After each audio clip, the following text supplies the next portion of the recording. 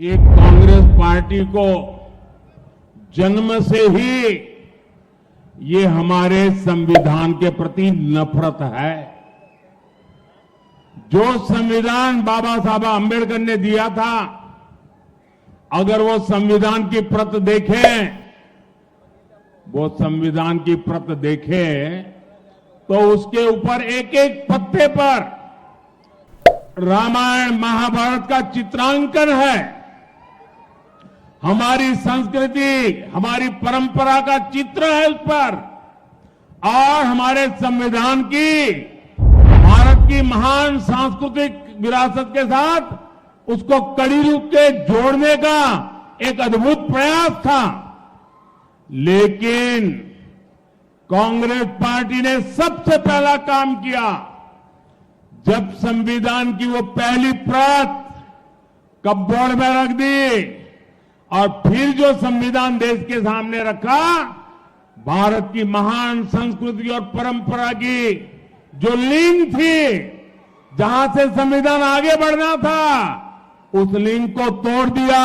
वो सारे चित्र हटा दिए और खोखा बना करके रख दिया।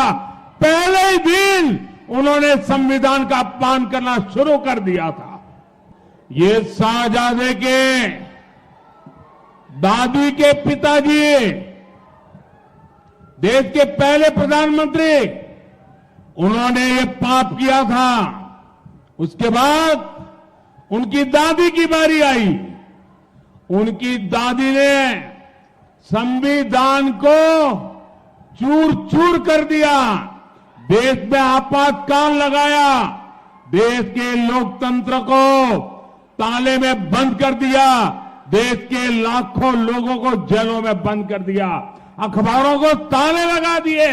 संविधान का घोर अपमान पहले प्रधानमंत्री उनकी दादी के पिताजी ने किया, फिर बड़ा अपमान उनकी दादी ने किया।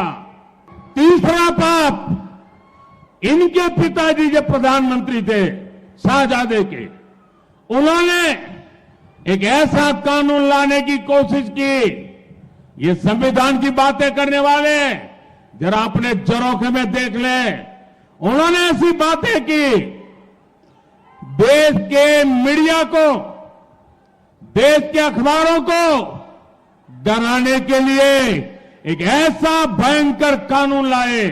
देश का सारा मीडिया मैदान में आ गया, देश का विपक्ष मैदान में आ गया, संविधान के रक्षक भारतीय जनता पार्टी के लोग मैदान में आ गए और उनके पिताजी को झुकना पड़ा। और वो जो संविधान पे खिलवाड़ की कोशिश करती थी, वो उनको रोकना पड़ा। ये संविधान को उनके परिवार के 3 लोगों ने तबाह कर दिया है। उसके बाद संविधान से सरकार का जन्म होता है। सरकार की कैबिनेट अत्यंत महत्वपूर्ण इकाई होती है। भारत के संविधान ने उसको संरक्षण दिया हुआ है। मनमोहन सिंह जी की सरकार की कैबिनेट ने एक निर्णय किया। उस निर्णय को ये शाहजादे ने पत्रकार वार्ता करके भारत के संविधान से बनी हुई कैबिनेट के निर्णय को खुले आम चीरे चीरे कर दिया था। और वो संविधान के रक्षण की बातें करते हमारे सामने।